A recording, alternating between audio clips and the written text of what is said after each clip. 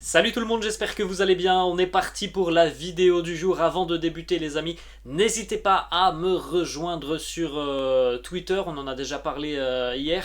J'ai créé un compte spécial Real Madrid, donc n'hésitez pas à aller m'ajouter pour qu'on puisse un petit peu échanger et discuter autour du Real Madrid et notamment échanger, bien pourquoi pas en direct ce soir autour de cette Super Coupe d'Europe, puisque les amis on rappelle qu'aujourd'hui c'est jour de match pour le Real Madrid, premier trophée à aller chercher pour les merengues ce soir face à l'Eintracht Francfort, 21h au stade olympique d'Helsinki en Finlande, le vainqueur de la Ligue des Champions face au récent vainqueur de l'Europa League. On rappelle les amis que si tout se passe bien, nous on se retrouve aux alentours de 23h, 23h15 pour un petit débrief de cette rencontre. Bon, s'il y a prolongation, évidemment, ça sera un petit peu plus tard. Aujourd'hui au programme, les amis, on a beaucoup d'informations et déclarations, notamment intéressantes, qui sont sorties de la conférence de presse hier, puisqu'on avait la présence de Karim Benzema, Luka Modric et de l'entraîneur Carlo Ancelotti. Donc on regardera ça dans quelques instants. On démarre avec la une des deux quotidiens madrilènes, Marca, qui titre Illuminados. Le Real en quête d'un premier trophée ce soir, avec donc on le rappelle cette saison qui sera intense, cette saison où il y a 6 possibilités de titres pour le Real Madrid, et le premier c'est ce soir face à l'Eintracht. Carlo Ancelotti qui a d'ailleurs annoncé hier que oui, le Real envisageait d'être présent sur les 6 tableaux. Ensuite, le quotidien AS qui lui fait sa une sur le statut du Real Madrid ce soir face à l'Eintracht, statut de super favori pour le Real ce soir face à l'Eintracht. Bon, sur le papier, évidemment que le Real est favori, mais attention tout de même à cette équipe allemande qui a surpris assez récemment. Il est vrai qu'elle vient de se prendre une belle gifle par le Bayern. C'est une équipe qui a du caractère, c'est une équipe qui est capable aussi de relever la tête et de poser pas mal de difficultés. Et on va jeter un coup d'œil les amis au groupe retenu par Carlo Ancelotti pour affronter donc l'Eintracht. Alors c'est pas compliqué, le groupe il est au grand complet, c'est évidemment positif. Des fois sur la pré-saison, le début de saison, on a parfois des pépins physiques.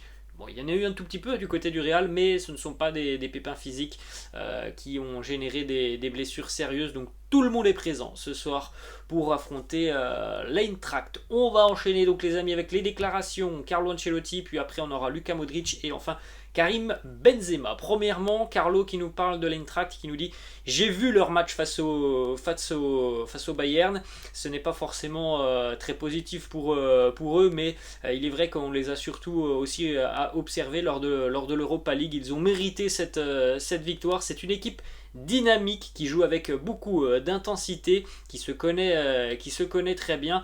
Nous savons aussi que pour gagner, il faudra que nous aussi on mette de l'intensité. Autre déclaration de Carlo Ancelotti donc sur les 6 trophées cette saison. Il nous dit: nous allons nous battre pour tous les trophées, il n'y a aucun doute là-dessus.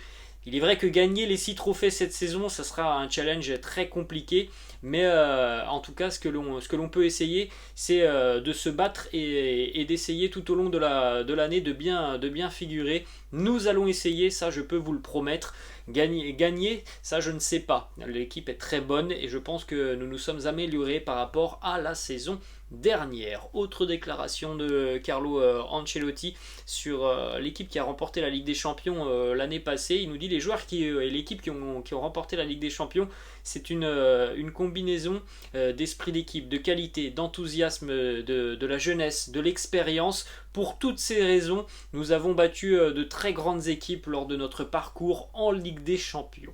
Ensuite, petite déclat aussi de Carlo Ancelotti par rapport à la présence ce soir de nombreux fans de l'Eintracht Francfort dans les tribunes. À mon avis, le stade sera paré de blanc, comme ce fut le cas il y a quelques semaines. Maintenant, c'était du côté du Camp Nou, avec un déplacement massif des supporters de l'Eintracht. Carlo qui nous dit: oui, il y aura certainement beaucoup plus de fans de l'Eintracht, c'est une certitude. La bonne chose, c'est qu'ils seront tous habillés en blanc et on aura l'impression peut-être de jouer au Bernabeu. Bon, c'est bien, si on prend les choses comme ça, tant mieux. En tout cas, on en a déjà parlé et c'est vrai que en tribune, à mon avis, on ne va pas beaucoup entendre les supporters merengues parce que les fans de l'Eintracht vont être hyper présent. On va enchaîner les amis avec une petite déclaration de Carlo Ancelotti sur Karim Benzema, sur l'absence de Benzema, sur les autres opportunités. Il nous dit: nous avons des attaquants, Karim, Mariano, Eden Hazard, Rodrigo, Vini, Asensio. Bien sûr, quand tu n'as pas le meilleur attaquant au monde, c'est tout de suite beaucoup plus compliqué. Il n'y a aucun joueur à l'heure actuelle qui soit capable et en mesure de remplacer Karim Benzema. C'est pour ça que nous avons des solutions alternatives. Voilà les mots de Carlo Ancelotti. Donc ça confirme un petit peu ce que l'on sait, hein, les amis. Voilà, Eden Hazard, hein, à l'heure actuelle, c'est toujours l'option numéro 1 en cas de pépin pour Karim Benzema.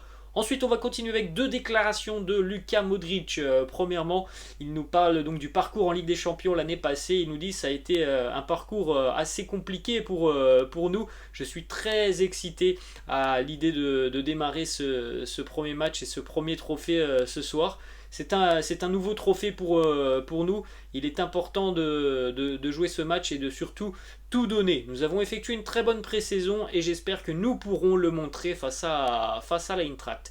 En ce qui concerne cette saison un petit peu particulière avec le mondial intercalé donc en plein milieu de la saison, Modric qui nous dit: ce n'est pas forcément différent parce qu'il y a la Coupe du Monde. Je l'ai toujours dit, l'âge n'importe peu. Ce qui compte, c'est ce que tu montres sur le terrain. Et moi, je me sens bien quand je joue. J'en parle à l'entraîneur tous les jours. Nous allons voir comment vont se dérouler les choses. Mais il sait que je suis prêt à jouer. Je suis toujours disponible. On en a déjà parlé aussi, les amis, sur la chaîne. Ça sera peut-être important tout au long de la saison de gérer un petit peu le temps de jeu de certains cadres madrilènes. On poursuit donc les amis avec les déclarations de Karim Benzema. Premièrement, lui aussi est revenu sur le parcours en Ligue des Champions l'année passée. Il nous dit: le chemin pour arriver jusqu'ici a été très difficile, mais a été aussi tout de même très bon pour nous. Chaque match a été une bataille et c'est un nouveau rêve qui peut se réaliser. C'est un match important pour nous. La pré-saison a été très bonne, nous sommes prêts et nous allons tenter de gagner et tout donner pour ramener ce trophée à Madrid. Ensuite, il s'est exprimé aussi par rapport donc à sa saison de l'année dernière et sur le fait qu'il soit peut-être le meilleur attaquant au monde. Il nous dit: je sais seulement que chaque année, j'essaye de donner mon maximum pour ce club, qui est le meilleur club au monde. Je dois améliorer mon niveau chaque saison. La saison passée a été très bonne, mais pour dire qui est le meilleur joueur du monde, eh bien, il faut que d'autres gens le disent. Moi, je suis focalisé sur mon jeu et sur l'équipe et le match. Autre déclaration de Karim Benzema qui annonce encore une fois cette saison que ça va faire mal. Il nous dit: la saison dernière a été vraisemblablement la meilleure saison de ma carrière, mais je suis préparé mentalement pour faire encore mieux cette saison. Mais on a hâte de voir Karim encore performer tout au long de la saison. Il nous a parlé aussi, Karim, de son évolution dans son style de jeu depuis le départ de Cristiano Ronaldo. Il nous dit: après le départ de Cristiano, j'ai commencé à mettre plus de buts, mais quand il était là, je faisais autre chose dans le jeu. J'étais plus passeur. Il m'a beaucoup aidé sur et en dehors du terrain, et quand il est parti, je savais que je pouvais faire plus. J'ai changé mon jeu et mon ambition, et pour le moment, je pense que ça fonctionne plutôt bien. Voilà, le rôle de Karim a changé depuis que Cristiano a quitté le club. Ensuite, il a été questionné évidemment sur le Ballon d'Or. Il nous dit: il n'est pas dans ma tête. Pour moi, le plus important, c'est de gagner quelque chose avec l'équipe.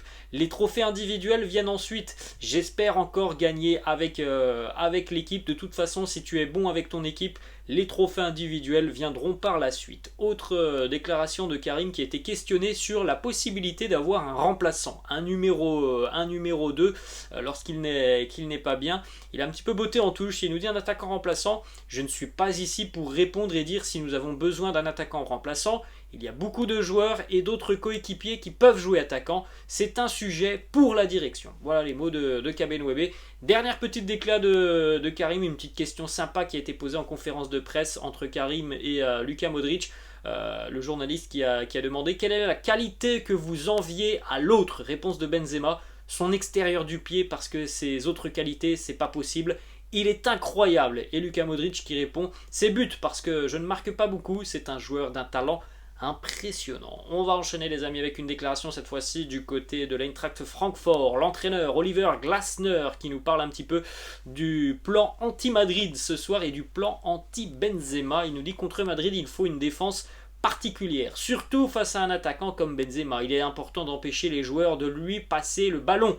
Nous voulons être compacts, mettre de la pression et laisser peu d'espace. Donc voilà, le plan semble clair. Essayer de couper toutes les transitions offensives du Real vers Karim Benzema. On enchaîne les amis avec quelques petites images de la séance d'entraînement de la veille qui s'est tenue donc au stade olympique d'Helsinki où les Merengues ont donc effectué leur dernière séance d'entraînement avant d'affronter l'Eintracht ce soir. Il y a eu évidemment une mise en place tactique pour les joueurs qui seront utilisés ce soir. On jette un coup d'œil les amis aux compositions d'équipes probables pour terminer cette vidéo. Premièrement le quotidien AS, donc on va pas faire très long sur le Real puisqu'on connaît très bien la composition. Il n'y a pas de surprise, normalement il n'y en aura pas ce soir. Ça sera la même qui a affronté Liverpool il y a quelques semaines en finale de la Ligue des Champions. Courtois dans les buts, à la bas Militao aux charnières, Mendy à gauche, Carvajal à droite, Casemiro, Modric et Kroos au milieu de terrain, Vinicius, Benzema, Fede, Valverde. Vous pouvez jeter un petit coup d'œil aussi à la composition de l'Eintracht Francfort. Bon là, en ce qui concerne l'Eintracht, évidemment, voilà, il pourrait peut-être y avoir quelques petites modifications. En tout cas, l'Eintracht devrait se présenter dans son schéma habituel qui est le 3-5-2 avec peut-être en attaque Randal Kolo Muani, Mario Götze qui pourrait être aussi utilisé, Sébastien Rode au milieu de terrain. Voilà, il y a de la densité tout de même au milieu de terrain côté Eintracht. Et on termine avec les compositions de Mundo Deportivo, donc exactement la même en ce qui concerne le Real Madrid. Et puis en ce qui concerne l'Eintracht, bon, voilà, il y a quelques petites modifications, notamment peut-être Kolo Muani qui pourrait être sur le banc et Rafael Santos Borré qui pourrait être utilisé. Santos Borré qui connaît très bien le Real, il a évolué du côté de Villarreal, peut-être Daichi Kamada aussi, l'international japonais, qui pourrait être utilisé côté Eintracht. Voilà les amis, la fin de cette vidéo, j'espère que ça vous a plu. N'hésitez pas comme d'habitude à lâcher un petit pouce bleu, n'hésitez pas non plus à vous abonner à la chaîne. Et surtout les amis, n'hésitez pas à revenir ce soir pour le débrief de cette rencontre. Je vous laisse et je vous souhaite une très bonne journée. Ciao!